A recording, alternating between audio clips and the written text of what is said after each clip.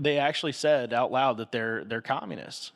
And if you take a look at the values that they, push across the country, whether it's, DEI or the list goes on and on and on.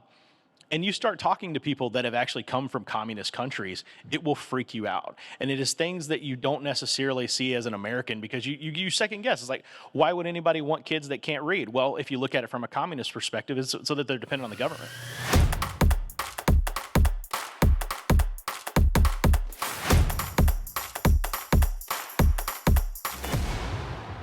It's kind of like, why do you opt out? A lot of people have their own reasons. One of the biggest ones is money.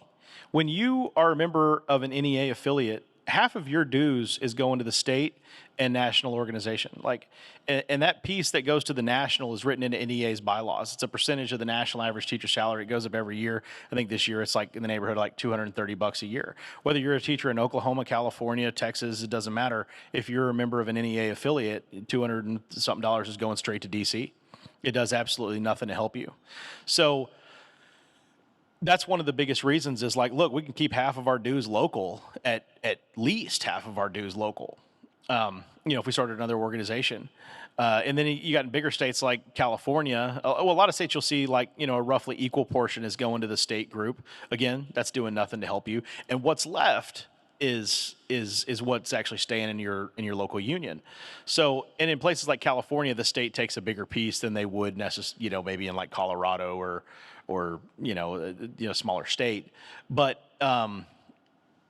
what's left after the state and national, that's all that's actually staying local. Everything else is going to, political stuff or subsidizing other districts and things like that. And then, another big thing is like, Matt, is alluding to divisive politics. Like if you want to like really get into this,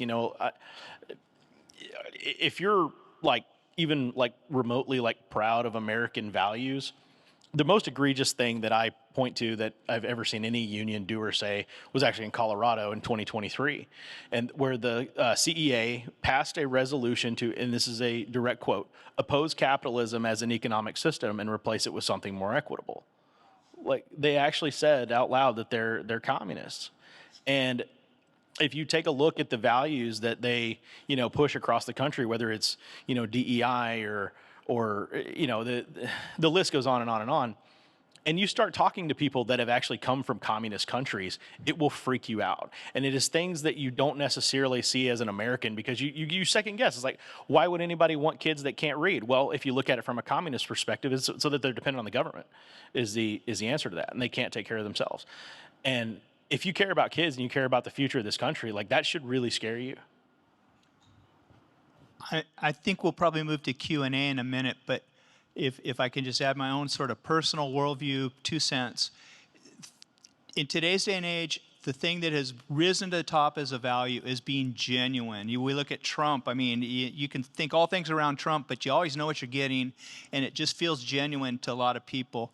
I think courageous humility, if those words go together, are what we ought to try to embody and utilize in terms of the way we're going to try to be persuasive. Whether we're going to do this, whether we're going to get the SEL out of our classroom, whether we're going to oppose having to call a little boy by girls' pronouns, whatever the thing is, we need to be courageous. I said in an earlier session, I've been watching The Chosen. It's this, this series around the disciples and the things that they had to set aside, and the challenges and just the fortitude they had to display. That courage to me is really inspiring, but it needs to be expressed humbly, because we hear too many loud voices on social media and so forth. And sitting in a school as a representative of a school board and in public places, the people that kind of come to the mic and shriek at us just become white noise. But when we develop relationship and we say things truthfully but humbly, I think it's super effective. And so that's, for me, a starting point.